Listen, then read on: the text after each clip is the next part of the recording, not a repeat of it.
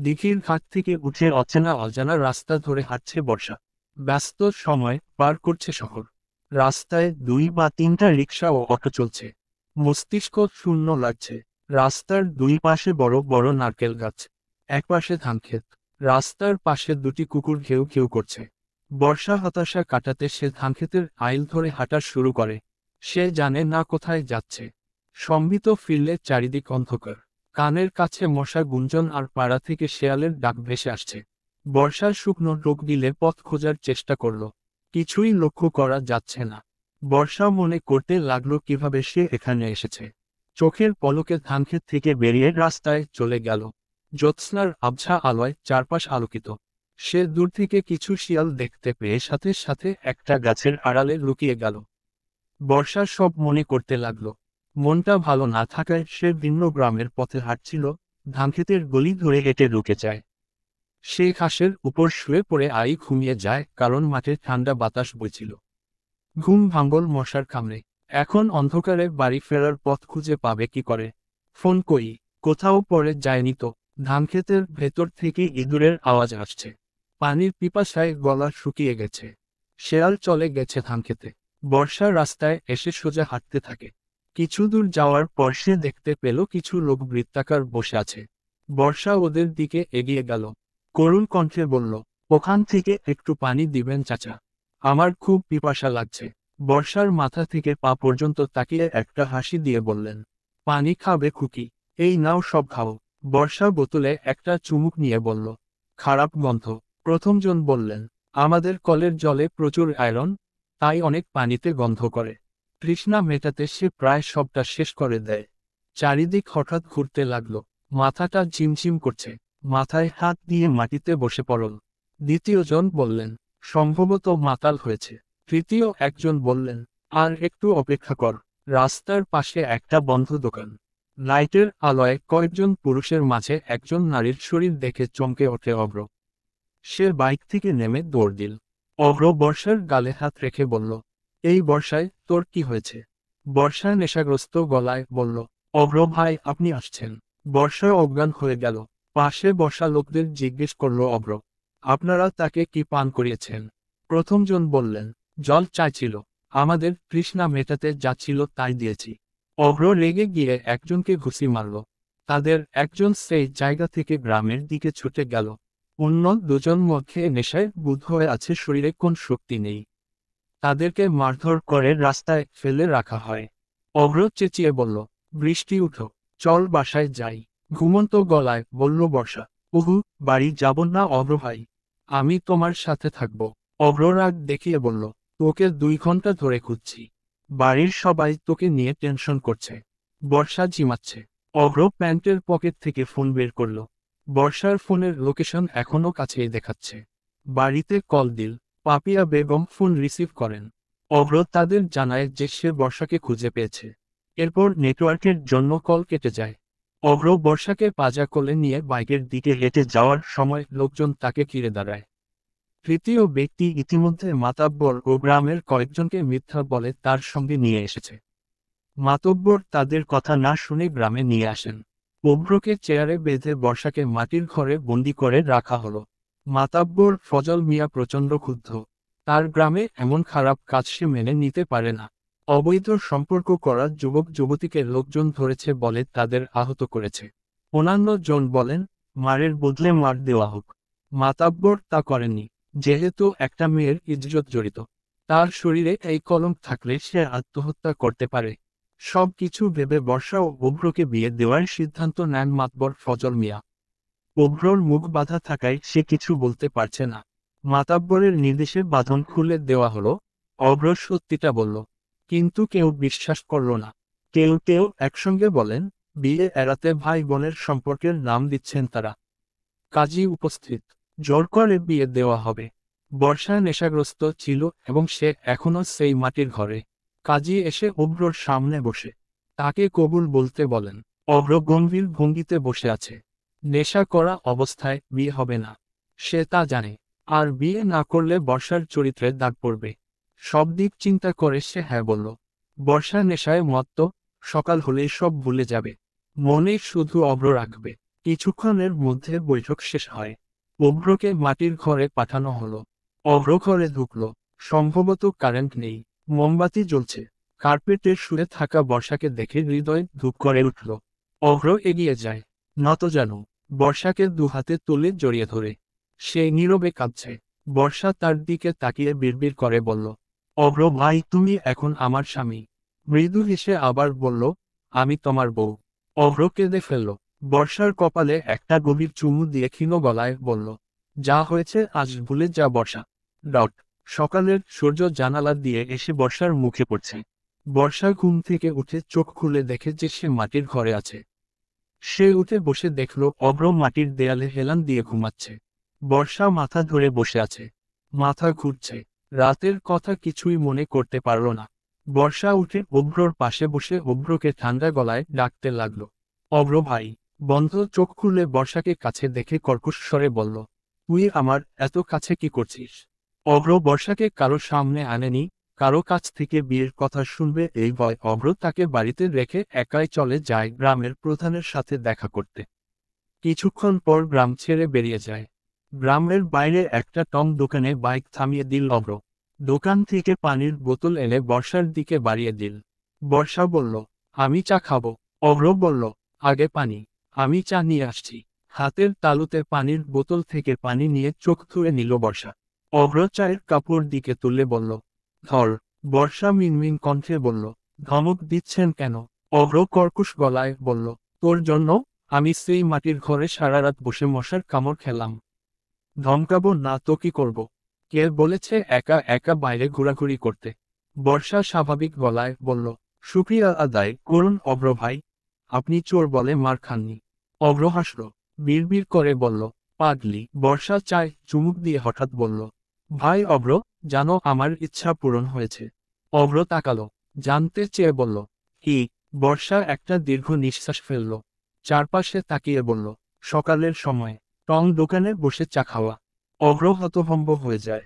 মৃদুস্বরে বলল, এটা কেমন ইচ্ছে? বর্ষা তাকালো। বলল, কেন? এটা স্বপ্ন বা ইচ্ছা হতে পারে না। আমরা মেয়েরা আমাদের মনে এই ছোট ছোট ইচ্ছাগুলোকে যত্ন করে রাখি। বাড়ি ফিরে আরেকটি সমস্যার সম্মুখীন হতে হলো। বর্ষার উপর তার বাবার রাগান্বিত। পাপিয়া বেগম কাঁদছেন। অভ্র তার বুদ্ধি দিয়ে বিষয়টি সমাধান করে। নুরুল ইসলাম গম্ভীর হয়ে বসে আছেন। বর্ষাকে বারণ করে ফের একা বের না হওয়ার জন্য। স্নান সেরে কিছুক্ষণের মধ্যে বেরিয়ে এল বর্ষা। কলেজে যেতে হবে। হাতে বেশি সময় নেই। পুরোপুরি প্রস্তুত হয়ে নেমে আসে। বড়দের সঙ্গে খেতে বসল। অভ্র নেই। বর্ষা জিজ্ঞেস করল, মা কোথায়? অভ্র ভাই। পাপিয়া বেগম বললেন, সারা রাত জেগে ছিল তাই এখন ঘুমাচ্ছে। বর্ষা আর রিমা একসাথে বেরিয়ে গেল। বর্ষা হাঁটতে হাঁটতে রাস্তায় ছোট ইটের কোণা এবং খালি বোতলগুলোকে লাথি মারে। বর্ষা ওদের লাথি মেরে মজা নিচ্ছে। রিমা ঘড়ির দিকে তাকিয়ে আছে। হম্বিতম্বি করে বলল, তাড়াতাড়ি পা চালা। বেশি সময় নেই। ক্যাম্পাসে বসে বন্ধুদের সাথে গল্প করছে। হঠাৎ অহিতা বলল, কে সেই ছেলে? নতুন মনে হচ্ছে। অহিতার কথা শুনে সবাই ফিরে তাকালো। একটা ছেলে গাড়ি থেকে নামছে। বর্ষা ভ্রুকুটি করল। সন্দেহের সাথে বলল, কলেজে আগে দেখিনি। মাহিরা গলা চেপে বলল, পরিচালক স্যারের ছেলে নিভিয়ান। রিমা বলল, আজ কলেজে আসছে কেন? আগে কখনো আসেনি। মাহিরা বলল, সে আজকাল প্রায় আসে। তোরা দেখতে পাস না? নিভিয়ান এসে বর্ষার উদ্দেশ্য বলল, আমি কি বসতে পারি? বর্ষা কিছু বলল না। নিভিয়ান বলল, এক্সকিউজ মি। হালকা হেসে বললেন মাহিরা, হ্যাঁ বসুন। অহিতা বলল, ঘাসে বসবেন? আমি কাউকে একটা চেয়ার আনতে বলছি। নিভিয়ান বসল। তারপর বলল, চেয়ার লাগবে না, তোমরাও ঘাসের উপর বসে আছো। নিভিয়ান বর্ষার দিকে তাকালো। তারপর ক্ষীণ স্বরে বলল, আমি তোমাকে অনেক দিন ধরে খুঁজছি।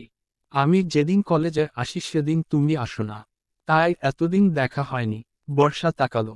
জিজ্ঞাসা করল, আপনি খুঁজেছেন কেন? তোমাকে এক ঝলক দেখে হৃদয়ের তৃষ্ণা মেটাতে। বর্ষা চোখ শুরু করে ফেলল। অহিতা অনবরত কাশি দিতে লাগল। নিভিয়ান মাথা নিচু করে হাসল। সে মাথা তুলে স্বচ্ছ কণ্ঠে বলল, আমি তোমাকে বিয়ে করতে চাই। কারণ আমি তোমাকে ভালোবাসি। বর্ষা হতবিহ্বল দৃষ্টিতে তাকিয়ে। 3টা বাজে। কলেজ থেকে সোজা বাসায় চলে এলো ওরা। মেজাজ খুব খারাপ হয়। হঠাৎ এসে বলল, আমি তোমাকে ভালোবাসি। ভালোবাসা হয়ে গেল। বর্ষার রুমে চলে গেল। বিছানার উপর বাক্স দেখে সেদিকে এগিয়ে যাচ্ছে। বাক্সটা হাতে নিল বর্ষা। একটি সাদা শাড়ি এবং কিছু গয়না এবং চুড়ি, একটা চিরকুট। অভ্র ভাই না, তিনি আপুর হাতে লেখা। তিনি লিখেছেন, আমি জানি না তুই সাদা রঙে কি পেয়েছিস, তবে সাদা শাড়িতে তোকে খুব সুন্দর লাগে। এবার পরীর মতো সাজে নিচে নেমে আয়। বাড়িতে কেউ নেই। বাড়ির গেটের সামনে একটি গাড়ি তোর জন্য অপেক্ষা করছে। দেরি করবি না, তাড়াতাড়ি তৈরি হতে শুরু কর। আর রিমাকে সঙ্গে আনতে ভুলবি না। স্নান করে ভেজা চুল শুকিয়েছে। শাড়ি পরার পর দুমুঠো কাচের চুড়ি পরে নিল। বর্ষা আর রিমা বাসা থেকে বের হয়ে গেটে এলো। অভ্র গাড়ির দরজায় হেলান দিয়ে আছে। পরনে নেভি ব্লু টি শার্ট আর কালো জিন্স, গাঢ় এস কালারের লেদার জ্যাকেট, নীল ও এস কম্বিনেশনের কেচ, কপালে লম্বা চুল এসে পড়েছে। অভ্রকে অসম্ভব সুন্দর লাগছে। বর্ষা তার দিকে মুগ্ধ চোখে তাকিয়ে আছে, কিন্তু অনেক চেষ্টা করেও চোখ ফেরাতে পারছে না। অভ্র এক হাত দিয়ে তার চুল পিছনে ঠেলে দিল। গাড়ির দরজা খুলে বলল, তাড়াতাড়ি উঠো, সময় কম। পিছনে বসে আছে রিমা। বর্ষা অভ্রর দিকে তাকিয়ে মুচকি হেসে বলল, অভ্র ভাই, আমরা কোথায় যাচ্ছি? অভ্র বলল, গাজীপুর জেলার কালিয়াকৈর মোক্সবিলে একটি দ্বীপ তৈরি করা হয়েছে, যাকে বলা হয় মনপুরা দ্বীপ। সেখানে যাচ্ছি। রিমা জিজ্ঞেস করল, সবাই সেখানে আছে? অভ্র ছোট গলায় বলল, হ্যাঁ। এই বৃষ্টি, আবার এই রোদে ঝোঁকমুখ করছে আকাশ। খাড়া রাস্তা দিয়ে গাড়ি চলছে। খাল ধরে সামনে এগিয়ে এসে দেখা মিলল সারি সারি গ্রাম ও জেলেদের মাছ ধরার দৃশ্য। বিলের মাঝে ঢেউ তুলে যাচ্ছে ছোট বড় ট্রলার ও ডিঙ্গি নৌকা। তাদের সঙ্গে পাল্লা দিয়ে স্রোতে ভাসছে কচুরিপানা। জানালা দিয়ে বিলের জলরাশির দিকে তাকালো বর্ষা। স্বচ্ছ নীল দেখাচ্ছে জল। পরিবারের সবাই ইতিমধ্যে দ্বীপে উপস্থিত। দ্বীপে পৌঁছানোর পর তাদের খুঁজে বের করে সেখানে যায়। সবাই একটা কটেজে বসে আছে। সন্ধ্যা ঘনিয়ে এলো। দিগন্ত থেকে ঠান্ডা বাতাস বইছে। সবাই মোটা কাপড় পরা। বর্ষার শীতে একটু কাঁপছে। অভ্র লক্ষ্য করল, শরীর থেকে জ্যাকেটটা খুলে বর্ষার কাঁধে রাখল। সবার থেকে দূরে শুকনো কাঠ দিয়ে আগুন চালানো হয়। আগুন জ্বালায় অপূর্ব। নাহিদ ওরা একটা বৃত্তাকার সেখানে বসল। আজ বর্ষার জন্মদিন, এবং সে ভুলে গিয়েছিল সবার উপস্থিতিতে কেক কাটা হয়। নাহিদ তার গাড়িতে গিটার নিয়ে এসেছে। অভ্রর কণ্ঠ খুব ভালো, সে খুব ভালো গায়। অপূর্ব ও নাহিদ একটা গান ধরতে অনুরোধ করল। মুন্নি আর তিন্নি এসে বসল। অভ্র গিটার দেখে বলল, তোরা কি প্রস্তুতি নিয়ে আসছিস? নাহিদ বলল, যেহেতু সুযোগ এসেছে, হাত ছাড়া করব কেন? বর্ষা হাঁটুতে মুখ চেপে বসেছে। তার চোখ অভ্রর দিকে স্থির। গিটারের সুরে গান গাইতে শুরু করে অভ্র। যদি মন কাঁদে তুমি চলে এসো। সবাই মুগ্ধ হয়ে গান শুনল। শান্ত ও মনোরম পরিবেশ। ঠান্ডা হাওয়া, সামনে আগুন জ্বলছে। আগুনের লাল হলুদ আলোয় অভ্রর মুখটা স্নিগ্ধ লাগছে। গানটি বর্ষার হৃদয় ছুঁয়ে গেল, কিন্তু গানের পেছনের অর্থ বুঝতে পারেনি। বাসায় ফিরে রাত 9টা বাজে। বর্ষা তার ঘরের আয়নার সামনে দাঁড়িয়ে আছে। তার প্রতিবিম্বের উদ্দেশ্য করা গলায় জিজ্ঞেস করল, ভালোবাসায় এত লুকোচুরি কেন? বলা যায় না মুখোমুখি দাঁড়িয়ে? নিভিয়ানের মতো সাহস না থাকলে ইউরোপে পড়ে লাভ কি? বালিশে সাদা খাম দেখে বর্ষা ভ্রুকুটি করল। সে এগিয়ে গিয়ে খামটা হাতে নিল। নতুন নোট। সে বিভ্রান্ত হয়ে বসে রইল। যেন এক লাইনে সব কষ্ট লিখে ফেলেছে অভ্র। তোমার বিরহে আমার বুকে ব্যথা হয়। চারিদিক অন্ধকার, চোখে একটু তন্দ্রা, হাতে একটা চিরকুট নিয়ে বারান্দায় এলো বর্ষা। ক্লান্ত শরীর বিশ্রাম নিতে চায়। মন উকি দেয় পাশের বারান্দার অন্ধকার ঘরে। জ্যোৎস্না আকাশে আচ্ছন্ন। চাঁদনি রাতে নীরব আকাশে জ্যোৎস্না মেলায় ভরা চাঁদ। বর্ষার রুমে এলো। বিছানায় শুয়ে আছে। বিড়বিড় করে বলল, অভ্র ভাই আর কত? ঠোঁটে হাসি নিয়ে বুকে বিষাদ পুষবেন। সকাল 9টা বাজে। মতি বাজার থেকে কিছু ইলিশ মাছ নিয়ে এসেছে। মাছ কাটতে বসেছেন আসিফা বেগম ও পাপিয়া বেগম। অভ্র বাইরে থেকে এসেছে। সে তাদের পাশে বসে জিজ্ঞেস করল, 4টা মেয়ে থাকতেও সব কাজ তোমরা করো কেন? তোমরা তাদের দিয়ে কাজ করাও না কেন? আসিফা বেগম বলেন, শ্বশুর বাড়ি গেলে তো কাজ করবেই। বাবার বাড়িটা একটু সুখ করুক। অভ্র বলল, শ্বশুর বাড়ির যেও কাজ করবে না। সে সময় আরো আলসেমি করবে। ওরা কি করছে? পাপিয়া বেগম বললেন, ঘুমাচ্ছে। অভ্র করা গলায় বলল, সকাল 9টা বাজে এখনো ঘুম? ওয়েট, আমি তাদের ঘুমের ব্যাঘাত ঘটাচ্ছি। হঠাৎ গালে ঠান্ডা লাগছে। বর্ষা চোখ খুলে অবাক হয়ে জোরে চিৎকার করতে লাগলো। ইলিশ মাছ হাতে নিয়ে অভ্রর পেছনে ছুটল সে। অভ্র দৌড়াতে শুরু করে সিঁড়ি বেয়ে নেমে এলো। মা আর চাচির পেছনে দাঁড়িয়ে গেল। পাপিয়া বেগম ধমক দিয়ে বললেন, কি হচ্ছে? মাছ নিয়ে ছুটছ কেন? মায়ের প্রশ্নের উত্তর দিন না বর্ষা। আসিফা বেগম তাকে উদ্দেশ্য করে বলল, বড়াম্মু অভ্র ভাইকে কিছু বলবা। আমি ঘুমাচ্ছিলাম, সে আমার মুখে ইলিশ মাছ ধরে রাখছিল। ছেলের দিকে তাকালেন আসিফা বেগম। সে জোরে বললেন, অভ্র। অভ্র মৃদু হেসে বলল, কয়েকবার ডাকার পরও ঘুম ভাঙেনি। মাছ ধরতে ও উঠে বসল। অভ্র হাসি থামিয়ে ফের বলল, মুন্নি বা তিন্নি রুমে নেই। তারা কোথায়? রিমাকেও দেখেনি। পাপিয়া বেগম বললেন, মুন্নি আর রিমা বাজারে গিয়েছে বলল কি কাপড় লাগবে। আর তিন্নি হাসপাতালের গেল। আজ শুক্রবার সকাল 9টা থেকে বিকেল 5টা পর্যন্ত হাসপাতালের থাকবে। শুক্রবারে রোগীদের ভিড় একটু বেশি থাকে। মাথায় হাত বুলিয়ে বলল অভ্র। হ্যাঁ, ভুলে গেছি। বর্ষা রেগে গিয়ে বলল, এই মাছ দিয়ে কি করব? আসিফা বেগম বললেন, আমাকে দে, দুপুরে ভাজব। মাছটি আসিফা বেগমের হাতে তুলে দিয়ে ক্ষোভে ফেটে পড়ে বর্ষা হনহন করে চলে গেল। দুপুরের পর নূর ইসলামের মেয়ে নুরুন্নাহার বিয়ের প্রস্তাবের কথা তুললেন। পাত্র বর্ষাকে খুব পছন্দ করে। নূর ইসলাম ভ্রুকুটি করলেন, বাড়ির বড় মেয়েরা এখনো বিয়ে করেনি, সেখানে ছোটটার সম্পর্কের কথা কিভাবে বললেন? তিনি সরাসরি না করলেন। অপূর্ব বলল, না না, ঠিকই বলেছেন মা। তাছাড়া বর্ষা এখনো পড়ছে, কলেজ পাশও করেনি, তার বিয়ে দিবে কিভাবে? নুরুন্নাহার ছেলেকে ধমক দিয়ে বললেন, ভালো ছেলে সবসময় পাওয়া যায়। ছেলে ভালো, বংশ আছে, সমস্যা কি? অপূর্ব রাগী গলায় বলল, এই বাড়িতে বিয়ে হলে বড় মেয়ে মুন্নি, তিন্নির বিয়ে আগে হবে। তারপর রিমা ও বর্ষার বিয়ে নিয়ে আলোচনা হবে।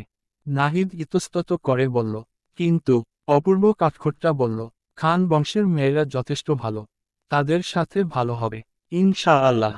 মেয়ে বড় হয়ে গেছে বলে বিয়ের প্রস্তাব আসবে বলে লাফালাফি করে বিয়ে দেওয়া যাবে না। বিয়ের সময় হোক, তখন দেখা যাবে। আর এসব বিয়ের কথা মেয়েদের শোনাবে না। বিয়ের কথা শুনলে মেয়েদের লজ্জা ভেঙে যায়। অপূর্ব বসা থেকে উঠে দাঁড়ায়। অভ্র মাথা নিচু করে মৃদু হাসল। অপূর্ব অভ্রর থেকে 1 মাসের ছোট। ছোট ভাইয়ের কথা অভ্রর ভালো লাগলো। বিকেলের রোদ চারিদিকে ঝলমল করছে। সাদা কামিজ, নীল ওড়না ও সালোয়ার পরে ছাদে আসে বর্ষা। অভ্রকে দেখে পা চির করে দিল। সে ঘুরে অভ্রর দিকে তাকালো। অভ্র তাকায়। সে ভ্রু কুঁচকে কিছু জিজ্ঞেস করল, যার অর্থ কি? বর্ষা ঠোঁটে মৃদু হাসি নিয়ে ডান থেকে বামে মাথা নাড়ল। যার অর্থ কিছুই না।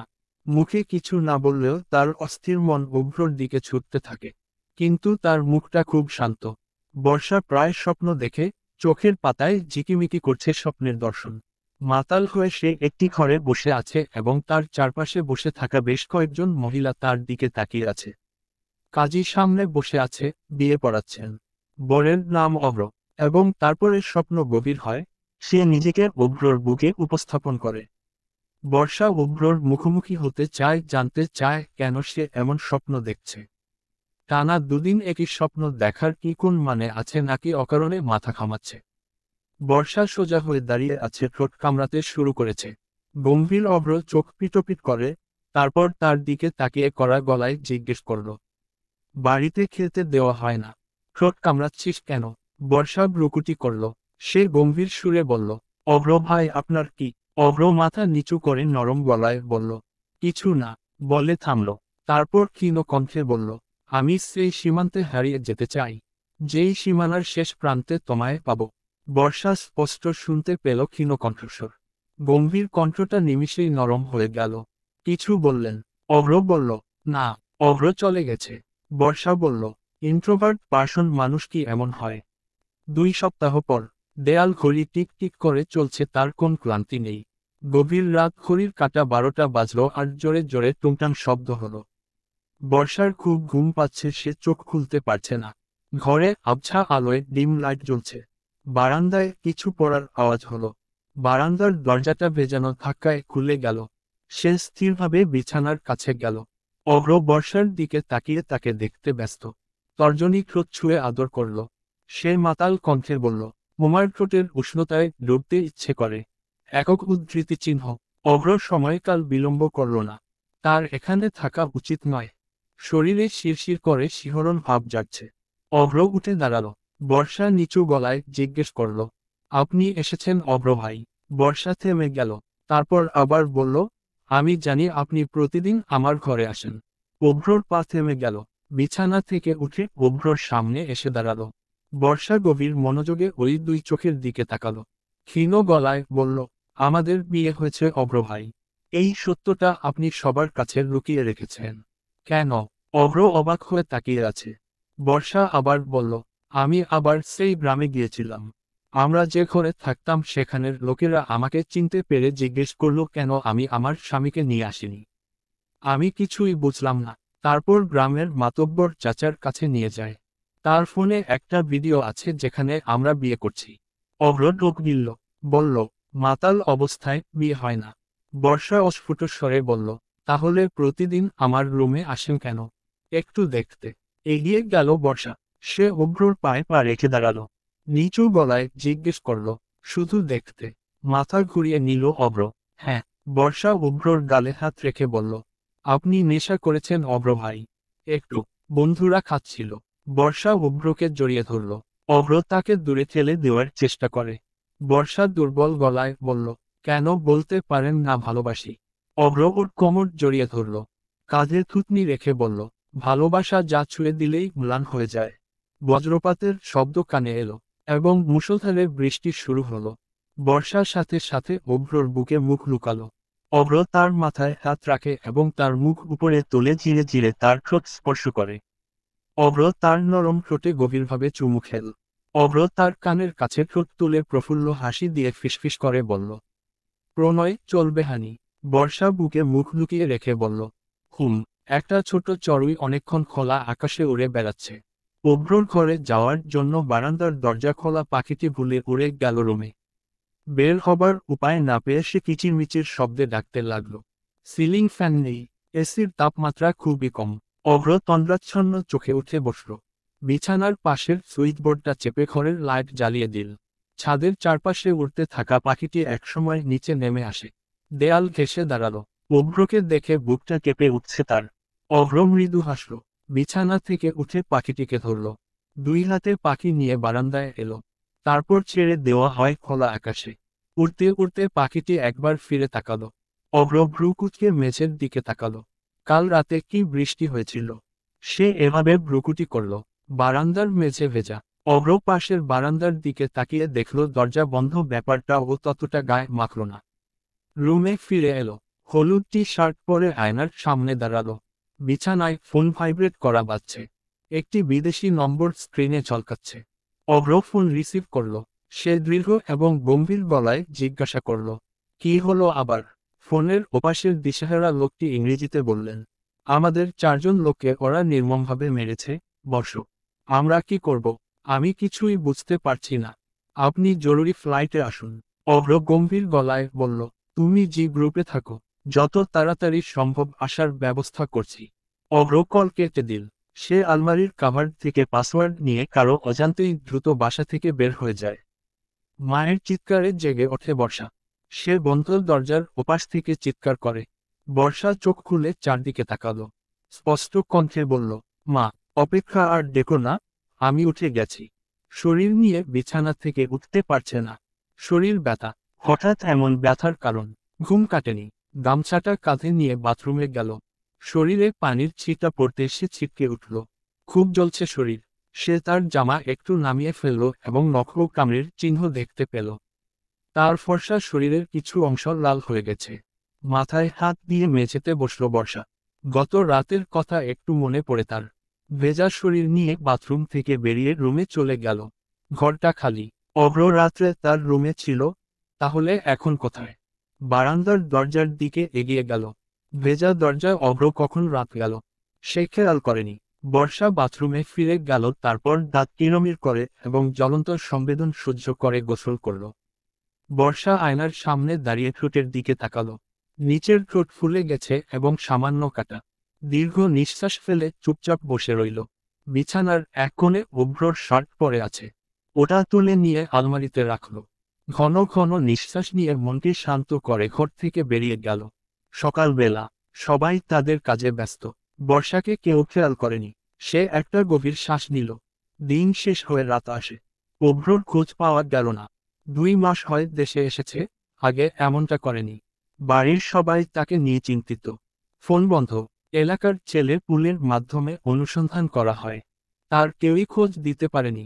রাত তখন 10টা। 2 ছেলেকে নিয়ে থানায় যান নুর ইসলাম।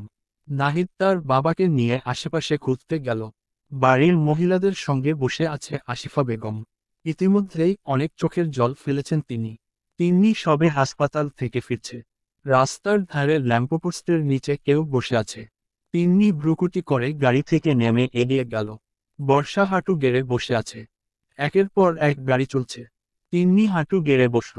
তার হাত আলতো করে ছুঁয়ে দিল ওর মাথায়। বর্ষা হতবাক। সে মুখ তুলে বলল, অভ্র ভাই।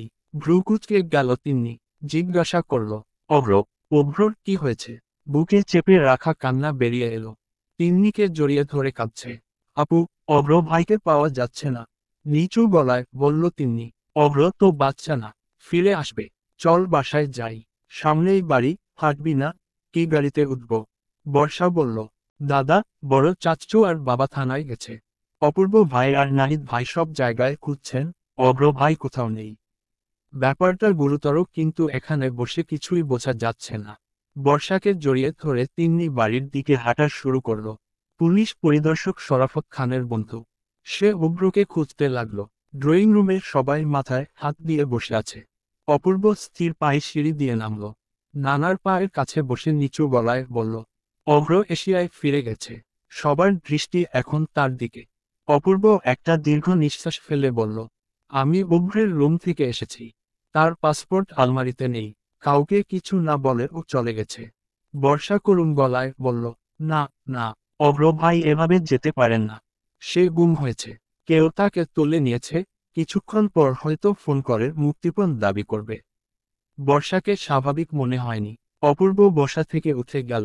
বর্ষা জ্ঞান হারিয়ে পড়তে নিতেই অপূর্ব তাকে ধরে উচ্চকণ্ঠে বলল, তিন্নি ধর। 2 দিন কেটে গেল। অভ্রকে খুঁজে পাওয়া যায়নি। অপূর্বর ধারণা সঠিক। বিমানবন্দরে গিয়ে খবর নিয়ে আসেন বড় চাচ্চু। 2 দিন আগে বাংলার মাটি ছেড়ে বিদেশে পাড়ি জমিয়েছে অভ্র ভাই। বন্ধ ঘরে লাইট নিভিয়ে রাখে বর্ষা। চোখ ফুলে গেছে। চোখের নিচে কালো দাগও হয়েছে। সময়মতো খাবার না খাওয়ায় শরীরে শক্তি নাই। একা চলতে পারে না। পা টলমল করে। হঠাৎ 2 হাতে মুখ চেপে কেঁদে উঠল। বর্ষা বারান্দায় দেয়ালে চেপে ধরে দাঁড়ায়। মেঘলা আকাশের দিকে চোখ রাখল সে। কবিতার মতো করে ক্ষীণ কণ্ঠে বলল, তুমি চলে গেলে, হঠাৎ কাছে থেকে দূরে। বহু দূরে। স্বপ্ন ভেঙেছ। বুকে বয়ে যায় চোখের নদী। বুকে রক্তপাত হলে কি ক্ষতি হয়? অস্পৃশ্য ভালোবাসায় হারিয়ে যায়। কারো অস্তিত্বের আকর্ষণে পৌঁছানোর টানে। মরীচিকা সে। বজ্রের বৃষ্টিতে ভিজিয়ে অঙ্গ। আজ হেরে যাব। ডট। এশিয়ার একটি হাসপাতালের শুয়ে শেষ নিঃশ্বাস ত্যাগ করে তাইফান। অভ্র মেরুদণ্ড টানটান করে তার পাশে দাঁড়িয়ে আছে। অভ্র তার চোয়াল শক্ত করল। নিসানের উদ্দেশ্য বলল, আমার যত লোকদের তারা মেরেছে আমি তার দ্বিগুণ মেরে ফেলব। নিশান ইংরেজিতে বলল, বসো, আপনি যান। আমরা তাইফানের শেষকৃত্য সম্পন্ন করব। অভ্র নিসানের কাঁধে হাত রাখল। একটু ঝাঁকুনি দিয়ে বলল, ওদের লোকের প্রতিটি গতিবিধির ওপর নজর রাখো। একটি সুযোগ হাতছাড়া করা যাবে না। নিশান একজন দক্ষ সেনাপতির মতো কাঁধ নাড়ল। হ্যাঁ বসো। 9তলার অ্যাপার্টমেন্টের বারান্দায় দাঁড়িয়ে আছে অভ্র। তার চোখ ঝাপসা হয়ে আসছে। বাড়ির লোকজনের কথা মনে পড়তে হঠাৎ ড্রিঙ্কস করার কথা ভাবে সে। 2 পেগ খেতেই সেই রাতের দৃশ্যগুলো অভ্রর চোখে ভেসে উঠল। চোখ দুটো আগুনের মতো লাল। সে অপরাধ করেছে। দূরদেশে অষ্টাদশী কন্যার মন ও বিশ্বাস ভেঙে দিয়েছে। এই মুখ তাকে আবার দেখাবে কি করে? 3 মাস কেটে গেছে। শীত চলছে, হালকা শীত। গ্রামে অনেক গাছপালা রয়েছে আর ঘনবসতিপূর্ণ নয়। তাই শহরের তুলনায় বাতাসে ঠান্ডা আবেশ বেশি। শীতের রাতে তিন্নিকে বাসায় নিতে হাসপাতালের আসে বর্ষা।